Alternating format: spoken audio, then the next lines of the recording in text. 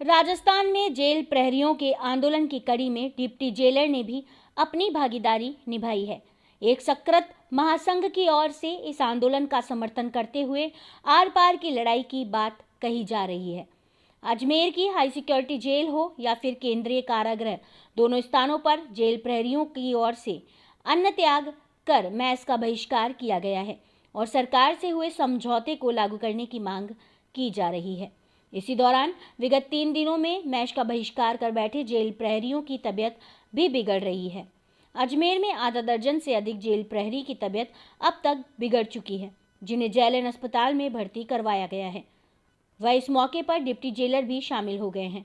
उन्होंने कहा कि सरकार द्वारा लगातार आश्वासन दिया जाता रहा है, लेकिन उस पर अमल नहीं किया जा रहा, जिसके कारण जेल प्रहरी में रोष व्याप्त है।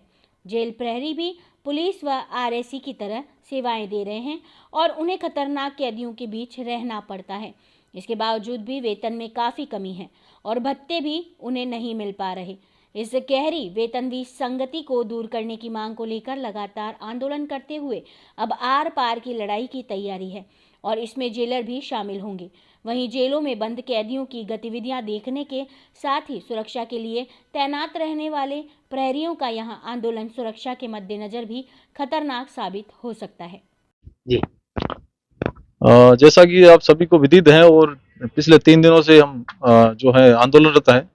इसमें ये जो वेतन विसंगति सन 1998 से चली आ रही है और बीच में समझौता लागू नहीं किया गया। हम सभी की एक ही मांग है कि हमारे पुलिस के समान वेतन भत्ते जो सुविधाएं पुलिस को उपलब्ध हैं वो सारी सुविधा हमें भी उपलब्ध हो। और इसके अतिरिक्त आज जो कल से जैसे जेलर और डिप्टी जेलर हैं वो भी इस आंदोलन में शामिल हो गए हैं और ये आंदोलन और तेज गति को प्राप्त होगा यदि सरकार के द्वारा हमारी मांगे नहीं मानी गई तो। लगातार जो जेल प्रहरी हैं उनकी लगातार तबीयत खराब होती जा रही है। इसको लेकर के प्रशासन किसी तरीके का कोई वार्ता हुई है?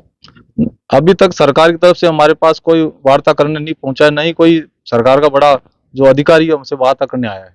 जी, आगे अगर क्या देने वाला है अगर किसी तरीके से आपकी मांगे नहीं मानी जाती? अगर हमारी मांगे नहीं मानी जाती है तो आंदोलन और उग्र होगा और हम बिल्कुल तटस्थ रह करके हमारे आंदोलन को और आगे बढ़ाते रहेंगे। आज आंदोलन का कौन सा दिन है? आज तीसरा दिन है। मेरा नाम मुकेश भाटी है, मैं अजमेर सेंट्रल जेल पे कार्यपाल पद पे कार्यरत हूँ। जी हाँ, किस तरीके का सहयोग आप द्वारा दिया जाए? एकीकृत महासंघ का पूरे राजस्थान में इनको सहयोग है। 3 दिन हो गए आज सरकार का कोई नुमाइंदा आके इनसे कोई अपनी बात नहीं रख रहा है, न कोई किसी तरीके के समझौते की बात रख रहा है। आप देख लीजिए कि जेल प्रहरी के साथ में डिप्टी जेलर, और अगर 1-2 दिन आंदोलन चला तो जेलर भी आएंगे। और दूसरी बात ये आप देखो, बड़ी विडंबना है सरकार की, हमारे जेल प्रहरियों की तबीयत खराब होती जा रही है।